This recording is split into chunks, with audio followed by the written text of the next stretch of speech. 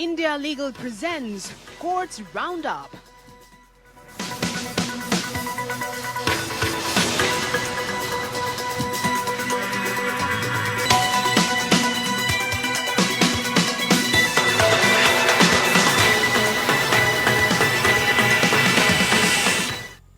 नमस्कार, आप देख रहे हैं हमारी खास पेशकश कोर्ट्स राउंडअप। मैं हूं आपके साथ नलिनी सिंह पालीवाल। इस बुलेटिन में अगले आधे घंटे हम आपको कोर्ट से जुड़ी तमाम छोटी बड़ी खबरों से रूबरू करवाएंगे। कोर्ट की कार्यवाही और सुप्रीम कोर्ट से लेकर हाई कोर्ट और लोअर कोर्ट्स तक के फैसलों को आपके सामने रखेंगे। तो चलिए शुरू करते हैं कोर्ट्स राउंडअप का सफर। India Legal presents Courts Roundup.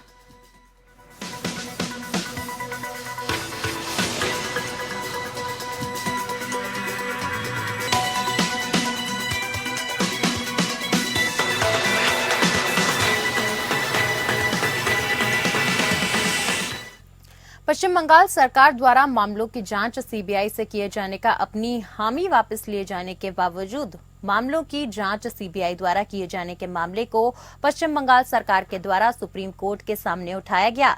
Justice B R Gavai की अध्यक्षता वाली बेंच में पश्चिम बंगाल सरकार की तरफ से पेश वकील कपिल सिब्बल ने कहा कि प्रदेश सरकार के द्वारा मामलों की सीबीआई जांच पर अपनी हामी बहुत पहले ही वापस लिया जा चुका है।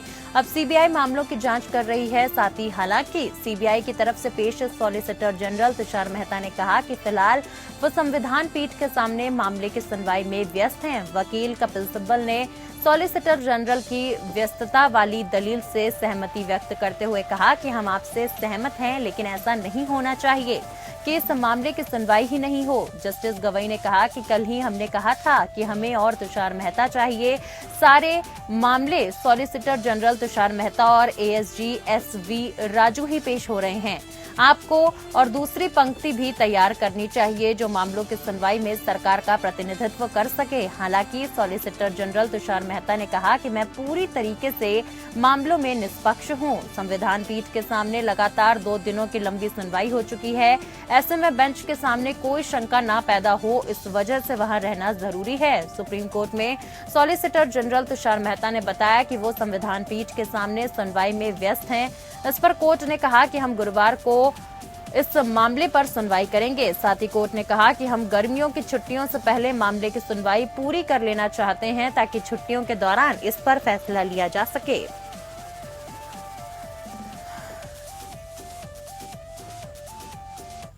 कोविशील्ड का मामला अब सुप्रीम कोर्ट पहुंच गया है। कोविशील्ड वैक्सीन को लेकर सुप्रीम कोर्ट में एक याचिका दाखिल की गई है। बता दें कि याचिका में एक्स डायरेक्टर की अध्यक्षता में कोविशील्ड वैक्सीन के दुष्प्रभाव और जोखिम की जांच के लिए चिकित्सा विशेषज्ञ पैनल का गठन करने की मांग की गई है। साथ ही कहा गया है कि ये सब सुप्रीम कोर्ट के रिटायर्ड जज की निगरानी में किया जाना चाहिए। इस याचिका में कोविशील्ड वैक्सीन में दुष्प्रभावों और इसके जोखिम कारकों की जांच करने और वैक्सीन से हुए नुकसान का निराधरण करने के लिए केंद्र को निर्देश जारी करने की भी मांग की गई है।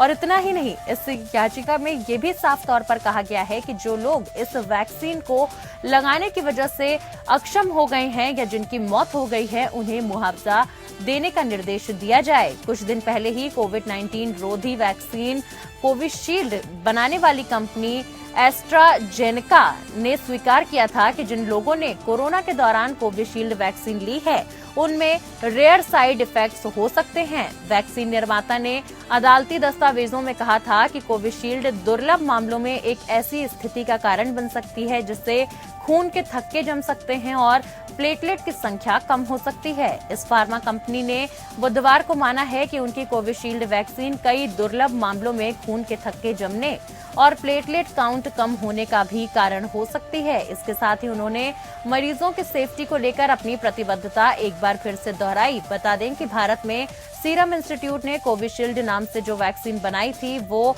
एस्ट्राजेनेका का ही फॉर्मूला है। एस्ट्राजेनेका ने एक बयान जारी कर कहा कि हमारी सहानुभूति उन लोगों के साथ है जिन्होंने अपनों को खोया है या स्वास्थ्य समस्याओं की जानकारी दी है। मरीज की सुरक्षा हमारी सर्वोच्च प्राथमिकता है। टीके समेत सभी दवाओं के सुरक्षित उपयोग को सुनिश्चित करने के लिए रेगुलेटर अथॉरिटीज के पास स्पष्ट और कड़े स्टैंडर्ड्स हैं।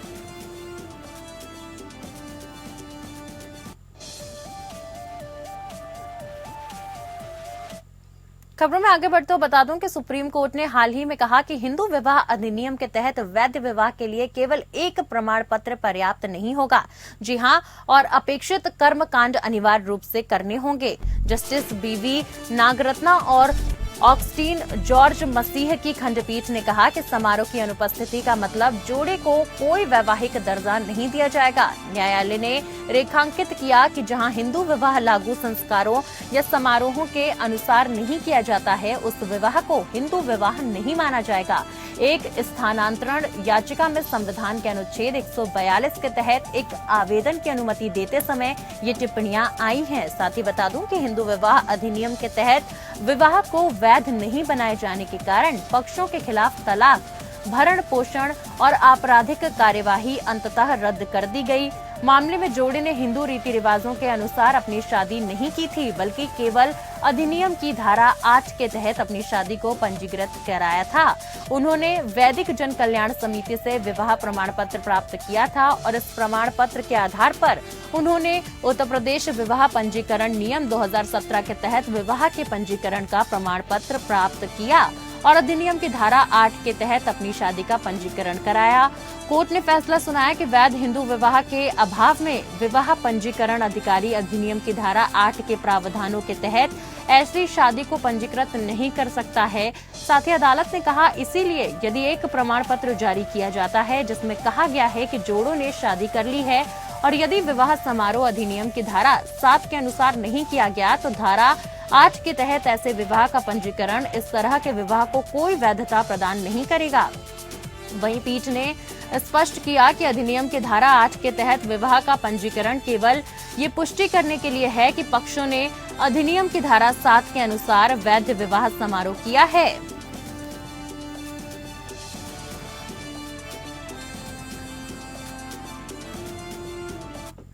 अब आइए इंडिया लीगल वेब रिपोर्टर से समझते हैं कि हिंदू विवाह में धार्मिक अनुष्ठान अहम क्यों होते हैं और इसकी कानूनी वैधता क्या होती है।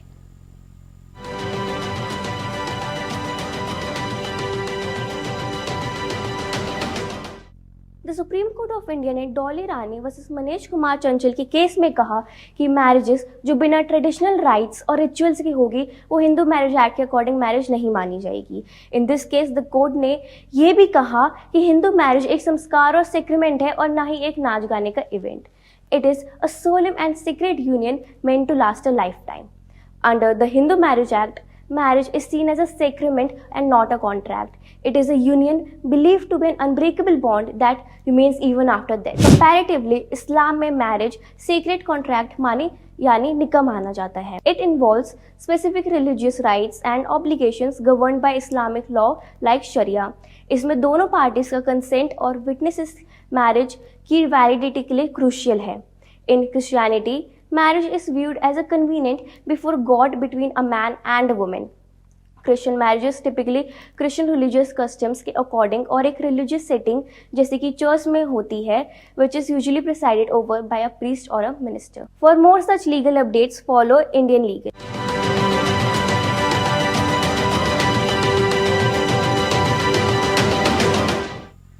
खबरों में आगे बढ़ते बता दूं कि सुप्रीम कोर्ट ने अपने हालिया फैसले में बॉम्बे हाई कोर्ट में वकीलों द्वारा मिनट्स ऑफ ऑर्डर दाखिल करने की अजीब प्रथा के बारे में टिप्पणी की, जिसमें संभावित फैसले में काम आने वाले बिंदु लिखे रहते हैं। हालांकि ये प्रथा जजों की सहायता के लिए है। सुप्रीम कोर्ट ने आग्रह किया कि ये सुनिश्चित करने के लिए ध्यान रखा जाना चाहिए कि आदेश के कार्यव्रत के आधार पर आदेश पारित करने से तीसरे पक्ष के अधिकार प्रभावित न हों। साथ ही जस्टिस अभय एस ओक और जस्टिस उज्जवल भुइया की खंडपीठ ने इस प्रथा के संबंध में निम्नलिखित टिप्पणियां भी की। आइए आपको बता दें कि टिप्पणियां क्या हैं। दरअसल आदेश के मिनट्स दाखिल करने की प्रथा बॉम्बे हाई कोर्ट में प्रचलित है। न्यायालय के सौजन्य से कार्यवाही के पक्षकारों की ओर से उपस्थित होने वाले वकील आदेश के कार्यव्रत प्रस्तुत करते हैं, जिसमें न्यायालय द्वारा अपने आदेश में दर्ज की जा सकने वाली बातें शामिल होती हैं।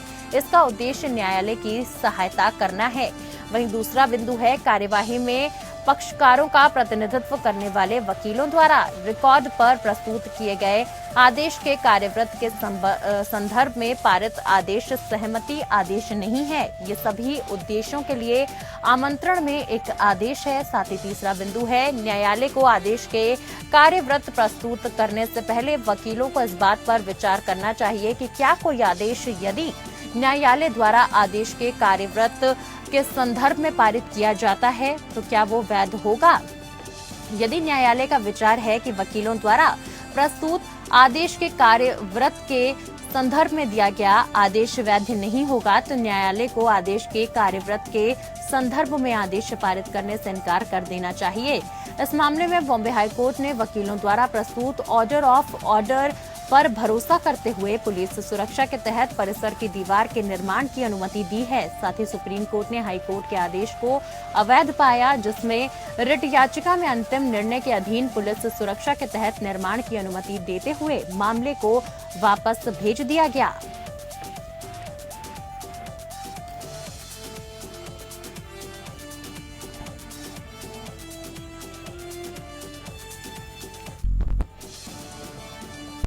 सुप्रीम कोर्ट ने देखा कि एक बार जब शिकायतकर्ता को डिसऑनर चेक राशि के खिलाफ आरोपी द्वारा मुआवजा दिया जाता है तो एनआई एक्ट के तहत अपराध के शमन के लिए शिकायतकर्ता की सहमति अनिवार्य नहीं है। अमरलाल वी जमुनी और अन्य बनाम जेआईके इंडस्ट्रीज लिमिटेड और अन्य के फैसले पर भरोसा करके जस्टिस एएस बोपन्ना और सुधांशु धूलिया की खंडपीठ ने कहा कि एनआई एक्ट की धारा 138 के तहत अपराधों के निपटारों में सहमति अनिवार्य नहीं है। वर्तमान मामला एनआई एक्ट की धारा 147 के तहत चेक डिसऑनर शिकायत के शमन से संबंधित है। आरोपी द्वारा शिकायतकर्ता को दी गई चेक राशि का पुनर्भुगतान करने के बावजूद शिकायतकर्ता ने मामले को निपटाने के लिए सहमति नहीं दी।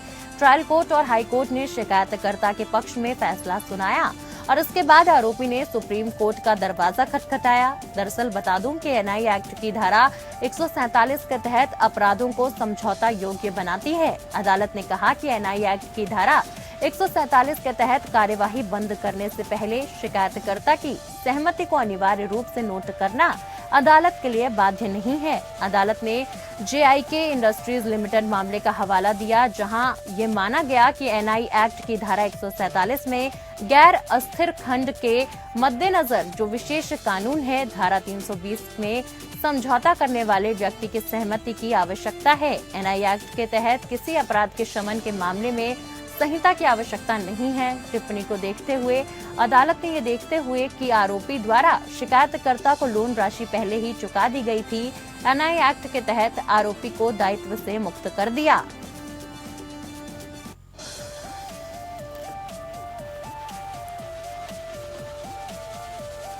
हाथ से मैला ढोने की प्रथा के जारी रहने पर दुख जताते हुए मद्रास हाईकोर्ट ने हाथ से मैला ढोने की प्रथा के उन्मूलन और हाथ से मैला ढोने वालों के रूप में रोजगार के निषेध और उनके पुनर्वास अधिनियम 2013 के अनुपालन को सुनिश्चित करने के लिए कई दिशा निर्देश जारी किए। चीफ जस्टिस एसवी गंगापुरवाला और जस्टिस सत्यनारायण प्रसाद की खंडपीठ ने टिप्पणी की कि यद्यपि टेक्नोलॉजी के अभाव के युग में हाथ से मैला ढोने की प्रथा की आवश्यकता हो सकती है, लेकिन आज के तकनीकी विकास के युग में इस प्रथा को जारी रखना राज्य द्वारा स्वीकृत जातिवाद के अलावा और कुछ नहीं है, जो संवैधानिक लोकाचार के विरुद्ध है। साथ ही अदालत ने कहा कि धन की कमी इस प्रथा को जारी रखने का औचित्य नहीं हो सकती है और न्यायालय ने मौलिक अधिकारों का रक्षक और गारंटर होने के नाते मूक दर्शक नहीं रह सकता। अदालत सफाई कर्मचारी आंदोलन की याचिका पर सुनवाई कर रही थी, जिसमें राज्य में हाथ से मैला उठाने की प्रथा को खत्म करने और निषेध अधिनियम को लागू करने की मांग की गई। साथ ही न्यायालय ने कहा कि मानवाधिकार कानून के तहत सभी व्यक्तियों की सुरक्षा और कल्याण सुनिश्चित करना कानूनी दायित्व है, चाहे उनकी जाति, जेंडर और सामाजिक आर्थिक स्थिति कुछ भी हो। साथ ही न्यायालय ने खेद व्यक्त किया कि हाथ से मैला ढोना समाज के लिए अभिशाप है, जो मानवाधिकारों और हाशिए पर पड़े समुदायों की गरिमा के विरुद्ध हिंसा को बढ़ावा देता है। न्यायालय ने मैला ढोने की प्रथा को समाप्त करने के लिए राज्य और निगमों द्वारा पालन किए जाने वाले दिशा निर्देश जारी किए। न्यायालय ने राज्य को मैला ढोने के लिए व्यक्तियों को नियुक्त करने वालों के खिलाफ कड़ी कार्यवाही करने का निर्देश दिया। साथ ही कोर्ट ने राज्य को सफाई कार्य के लिए व्यक्तियों का उपयोग करने की स्थिति में सुरक्षात्मक और सुरक्षा उपकरण प्रदान करने का भी निर्देश दिया है।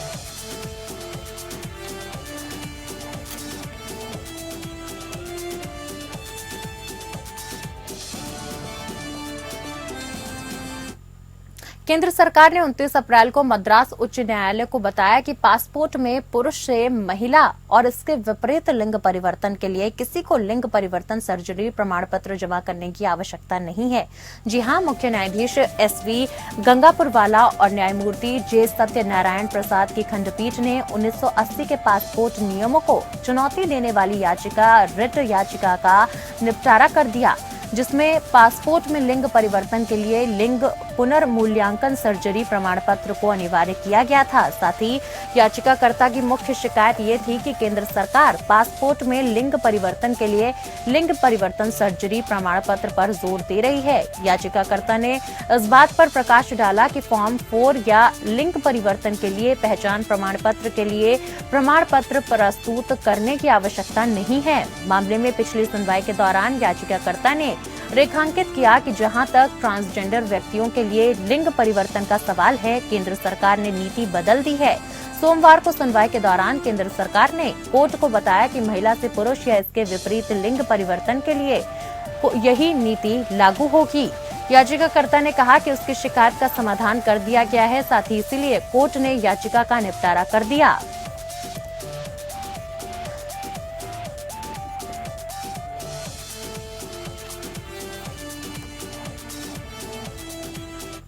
कर्नाटक हाई कोर्ट ने चर्च के फादर को गालियां देने के आरोपी पति के खिलाफ लगाए गए आत्महत्या के लिए उकसाने का आरोप खारिज कर दिया, जिसका कथित तौर पर उसकी पत्नी के साथ संबंध था। जी हां, जस्टिस M नागप्रसन्ना की एकल न्यायाधीश पीठ ने डेविड डिसूजा द्वारा दायर याचिका स्वीकार कर ली और उसके खिलाफ भारतीय दंड संहिता के तहत दर्ज कार्यवाही रद्द कर दी। रिकॉर्ड्स देखने पर पीठ ने कहा, एकमात्र आरोपी उस महिला का पति जिसके साथ मृतक पिता के कुछ संबंध थे और उसने अपना गुस्सा जाहिर किया और जाओ और फांसी लगा लो जैसे शब्द कहे थे। इसका मतलब ये नहीं हो सकता कि ये IPC की धारा 107 और धारा 306 के तहत आत्महत्या के लिए उकसाने के लिए अपराध माना जाएगा। उस शिकायत में कहा गया कि मृतक ने आत्महत्या कर ली और याचिकाकर्ता के खिलाफ FIR दर्ज की गई। इसमें आरोप लगाया गया कि उसने मृतक के पिता महेश डिसूजा के साथ तुरंत पहले टेलीफोन पर बातचीत की थी। उनकी मृत्यु और पिता ने याचिकाकर्ता के साथ धर्म परिवर्तन के कारण आत्महत्या कर ली थी। ये कहा गया कि याचिकाकर्ता ने पिता को धमकी दी कि याचिकाकर्ता की पत्नी के साथ अवैध संबंध रखने के कारण उसे बदनाम किया जाएगा। ये भी बयान दिया कि याचिकाकर्ता की पत्नी के साथ संबंध बनाने के लिए याचिकाकर्ता के पिता को फांसी लगा लेनी चाहिए। याचिकाकर्ता ने तर्क दिया कि मृतक का याचिकाकर्ता की पत्नी के साथ अवैध संबंध था।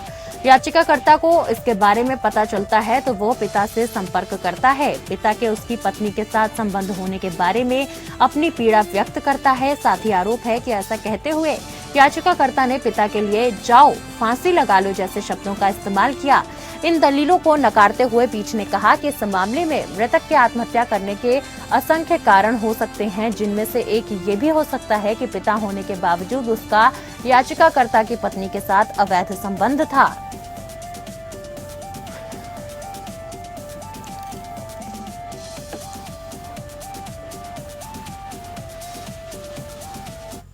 जेट एयरवेज के संस्थापक नरेश गोयल ने कैनरा बैंक ने जेट एयरवेज को दिए 538 करोड़ रुपए के कथित लोन डिफॉल्ट से संबंधित मनी लॉन्ड्रिंग मामले में जमानत के लिए बॉम्बे हाई कोर्ट का दरवाजा खटखटाया है।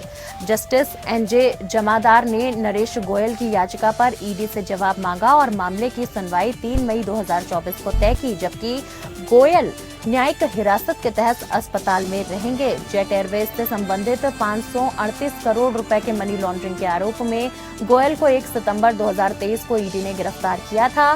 गोयल वर्तमान में HN रिलायंस प्राइवेट अस्पताल में कैंसर का इलाज करा रहे हैं। उनको 10 अप्रैल 2024 को विशेष PMLA अदालत ने मेडिकल आधार पर स्थायी जमानत देने से इनकार कर दिया था और इस प्रकार उन्होंने हाईकोर्ट का दरवाजा खटखटाया। गोयल की याचिका में कहा गया कि PMLA के तहत भी प्री ट्रायल गिरफ्तारी जांच में सहायता करने और आरोपी को सबूतों के साथ छेड़छाड़ करने से रोकने के लिए है। हालांकि इसे अभियुक्त के बुनियादी मानवाधिकारों के साथ संतुलित किया जाना चाहिए और इसका उपयोग अभियुक्त को वास्तविक मृत्युदंड देने के लिए नहीं किया जा सकता। वो एडवांस कैंसर से पीड़ित है जिसका इलाज जटिल है। आवेदक की पत्नी गंभीर कैंसर से पीड़ित है और कई सर्जरी के बावजूद कैंसर फिर से उभर आया है। उनकी पत्नी के स्वास्थ्य की यह स्थिति आवेदक की मानसिक स्थिति को खराब कर रही है। साथ ही अपने आवेदन में उन्होंने कहा कि उनकी पत्नी भी कैंसर से पीड़ित हैं और उनकी हालत बेहद गंभीर है। आवेदन में दलील दी गई कि संविधान के अनुच्छेद 21 के आधार पर जमानत दी जानी चाहिए जिससे गोयल बीमारी की गंभीर अवस्था के दौरान अपनी पत्नी के साथ रह सकें। फरवरी में विशेष पीएमएलए अदालत ने मेडिकल आधार पर गोयल को अंतरिम जमानत देने से इनकार किया था, लेकिन उन्हें कैंसर के इलाज के लिए 2 महीने के लिए अस्पताल में भर्ती होने की अनुमति दी थी। साथ ही पिछले साल हाईकोर्ट ने भी गोयल की गिरफ्तारी को रद्द करने से इनकार किया था।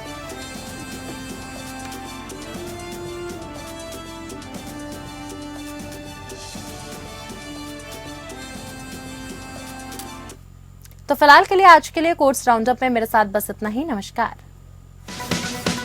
India Legal presents Courts Roundup.